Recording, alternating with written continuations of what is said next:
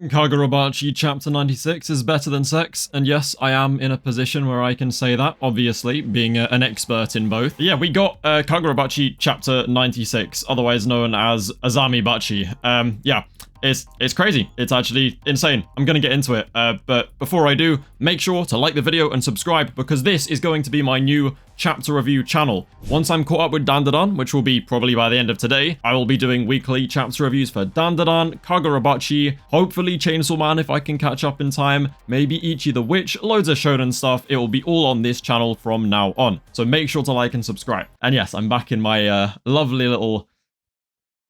It's terrible, let's be real, it's a really bad shirt, but whatever, let's get into the chapter. So we start off, Hokuzono is clearly still being chained to his desk and fed one meal a day while he watches his family be held hostage, at gunpoint by the employees, because immediately in the first panel, these NPCs have no face. They are literally still storyboards. It's very unfortunate, but I do think this chapter looks a lot better, and now that he's finished with the big color spreads, it should go back to normal next week, but he kind of makes it work. I'm not gonna lie, there are lots of moments in this chapter where the rough art actually does a very good job of conveying the tone. Yeah, we start off with something crazy. Basically, Ichiki just says to the NPC, hey, I want you to go summon Shiba and Hayuki, the two strongest fighters who are out defending the sword bearers. And I was like, yes, let's go. We finally actually will see them. Oh, wait, never mind. Communications are blocked because somebody upstairs is fiddling with the barrier, and now we can't get a message through to them, which is why they're not going to be here anytime soon. But we expand on this idea because you would never guess what, everyone senses the presence of Tobimune and Enten upstairs, who are currently trapped behind the barrier, but they are here. They are here.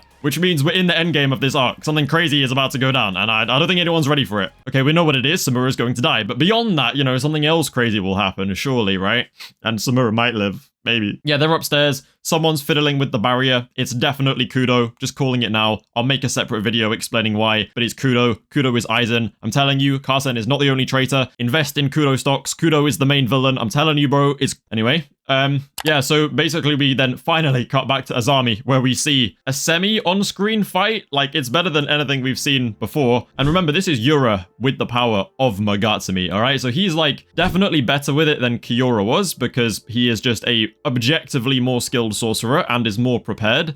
So he should be able to wield it better than Kiora did. And against Kiora, a premature Enten and a holding back Flamebone were actually struggling a fair bit. So this guy is not weak by any means, and he is just pretty much no-diffing Natsuki and Uraha, who were relative to Hokuto and Yura before this. So Azami steps in, and he's like, right, you two need to get off your asses. I know what's going on. Don't need to tell me. I know what I'm doing, all right? He kicks the door down, he gets in there, and he uses his sorcery, which is a coin. Yura looks over, and he's like, are we gambling now? Because obviously, earlier in the arc, we saw him flip a coin and do his weird eye thing, which is looking like it's coming back to bite him, because he says he likes gambling, but yeah, he's no Hikari, let's put it that way. Azami's staring at Yura. He's like, oh, he's the Hishaku's leader, and he was also at the Rakizaichi.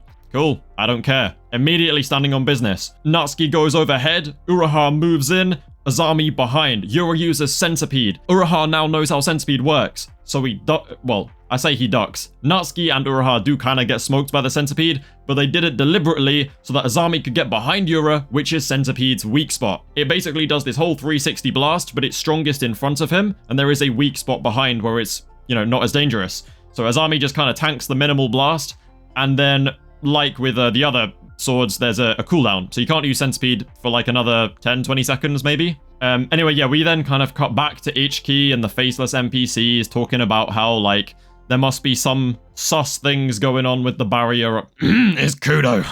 But yeah, Kazin, who's like hella confused and a complete bum, let's be real. Don't know what this guy's chatting about. I don't know why he confessed in front of Azami expecting anything else to happen than being battered in the face.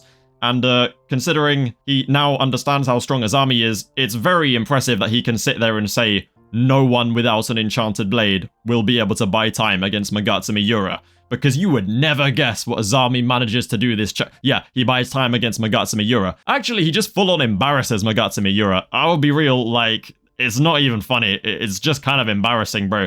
Honestly, the internet is now calling Yura a professional brokey because this guy took an attack from the electrical charge of Azami's coins, and it just looks like he's allergic to money. So yeah, Yura is a professional homeless man, and Azami is beating the crap out of him. Which, now that I say it, really doesn't sound like Yura's the bad guy here, but whatever. We get the Azami sorcery reveal, alright? And it's really not what I expected. The little electrical charge thing he does, he basically harnesses the charge between two coins, which is some sciencey thing. The different ionization characteristics of two different metals produce a faint electrical current. Now, if you're as smart as me, which you should be, obviously, I shouldn't need to explain this to you guys. Like, it's pretty basic science stuff, you know? I'm sure we all understand what's going on here, so I'm not going to take the time to explain it. To put it very simply, he has these coins, they have an electrical charge, and his family basically use them to heal. So to stimulate muscle tension and, like, get rid of muscle pain, like a kind of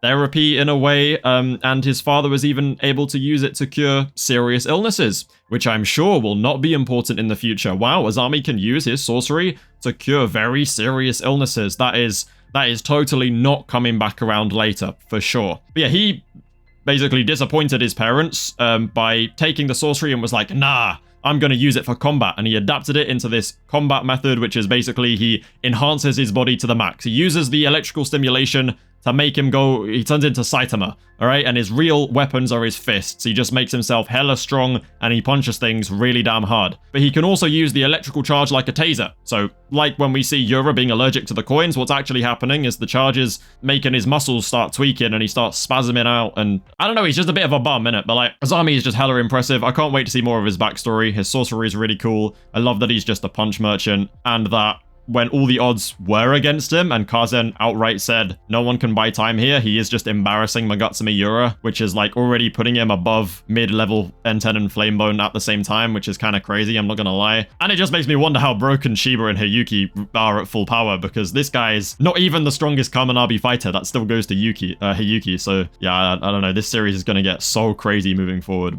And my favorite thing about Azami, by far, is just how emotional he is. I think he will definitely die by the end of the series. I know, I'm gonna have to say that with a smile so I don't break down in tears. He will die because we're putting a lot of emphasis on him being very impulsive, very emotional, and I think that will be the weakness to exploit in Azami moving forward. But you need to remember, this guy was there on the front lines of the war, and in the war, they were fighting, well, he obviously earned recognition for being one of the heroes in the war, and was recognized as being very strong. That means he was fighting islanders who had Datenseki and enhanced themselves with Datenseki so that they had spirit energy reactions on the level of enchanted blades, or however they describe it. Hella strong people with Datenseki. That means this guy is hella strong. Like, he's probably closer to enchanted blade level than he is to fodder sorcerer level, if that makes sense. But yeah, so he's just like, he wallops the absolute crap out of Yura, and then Hokuzono utilizes his gun to the head artwork to basically make Azami look batshit crazy. He looks insane, actually deranged and terrifying. And he stands there and he's looking at this bleeding out Yura, and he's just saying, are you sure you're good chilling with me in here for this long? It's my job to stall you out, but you're not looking too good, bro. You know what I mean? Like, do you want to take a breather? What's going on? It's just hella disrespectful. So yeah, we're waiting for Chihiro and Samura to get in. But that is the chapter. And yes, I can confirm with absolute certainty it is better than sex. Yeah, I know. It's crazy. I totally can sit here and say that. Okay, anyway, like, subscribe, all of that BS. See you in a bit. Bye-bye.